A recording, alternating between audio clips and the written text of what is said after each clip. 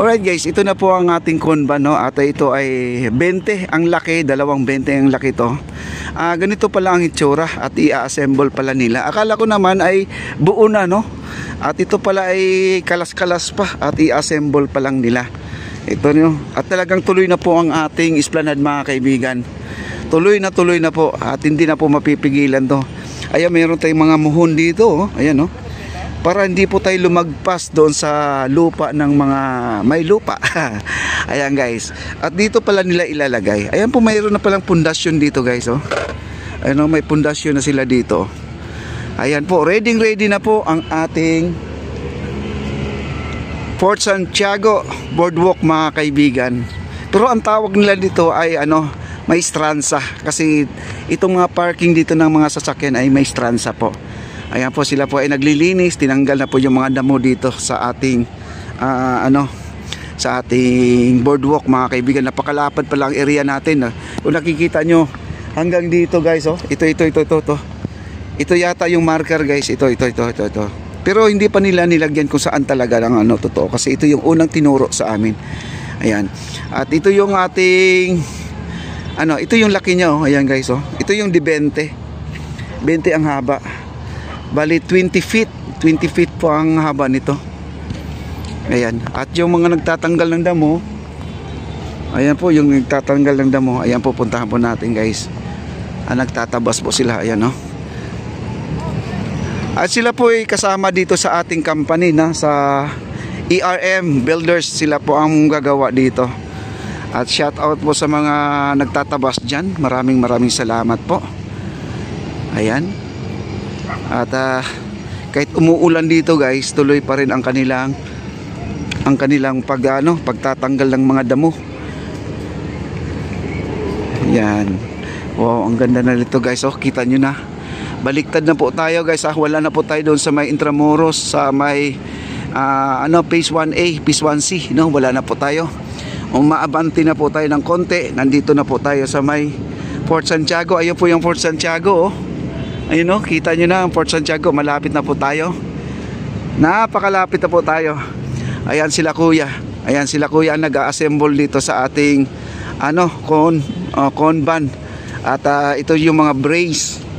Ang mga brace pala, ito bit-bit nila yung mga brace guys. Ito. Ayan. Okay, may CR na rin dito na portalets. Hindi ko lang alam kung yung portalets na ay sa kanila pa yan, no.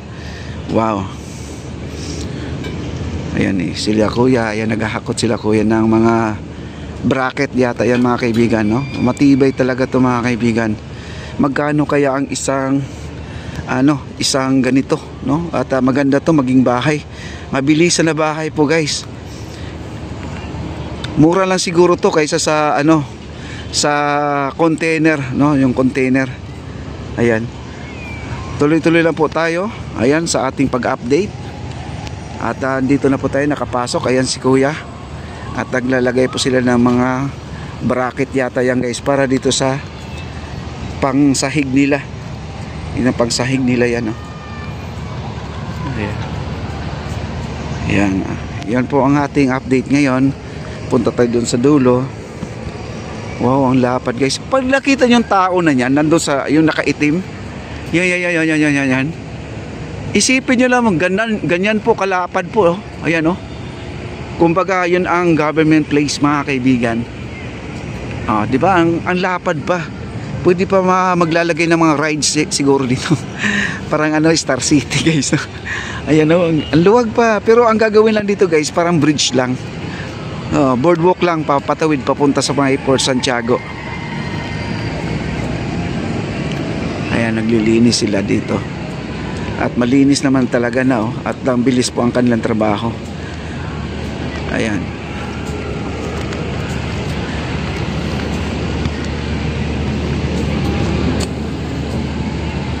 Wow.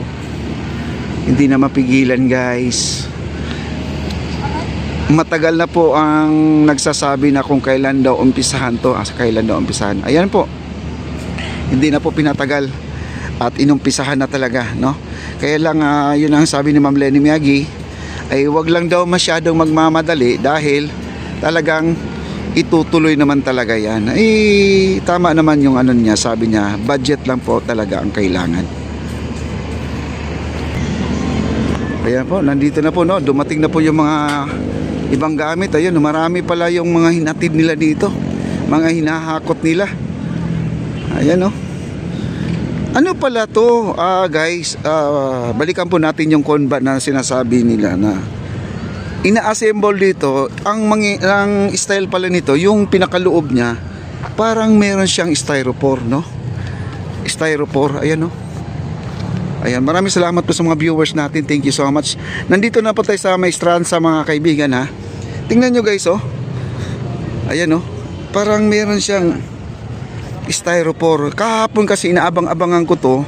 Akala ko naman ay siya po ay nakabox na. Ayan, no? May styrofoam ang gitna, no? Ayan, no? Okay.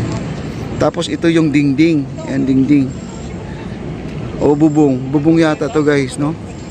Ayan, no? At ang dami pang mga bakal na kasama dito. Ayan ang mga bakal.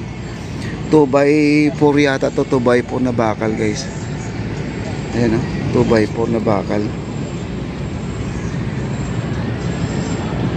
Wow.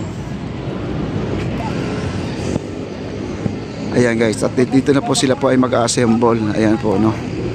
Ayan po, ang mga bracket niya, ayan, guys, ilalagay sa gilid. Siguro yun ang nagbibigay ng tibay doon sa mga ano, kagaya ng flooring sa dingding, para hindi siya kumakawing, no? Kasi pag walang ganyan, tumatabingi talaga yan. Ayan, oh, ayan, oh. Ayan na, binaliktad na po, guys. Binaliktad na.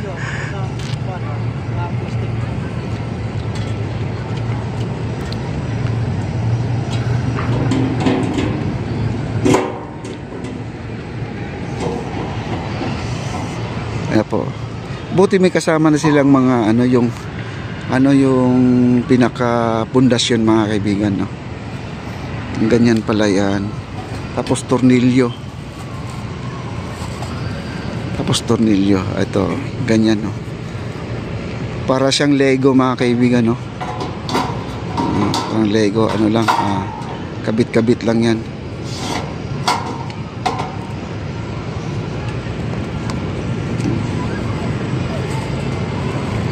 Ayan, binubuo na po nila, guys. At ito yatang pangsahig to. Ito matibay siguro to, guys.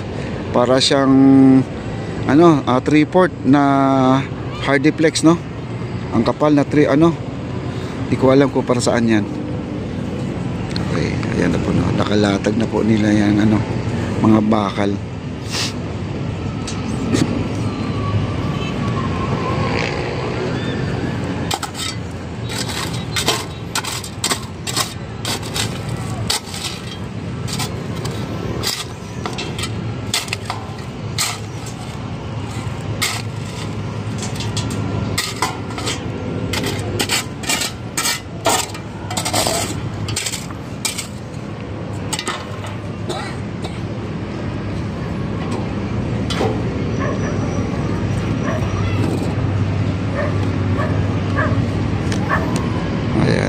Para mag-eksakto. Yan, pasok na pasok. Okay, grabe, wala nang to, guys, wala na talagang aatras dito. Kaya God bless po sa mga excited natin dyan. Ito, natuloy na po yung nais yung makita, guys, dito sa ating Maestranza.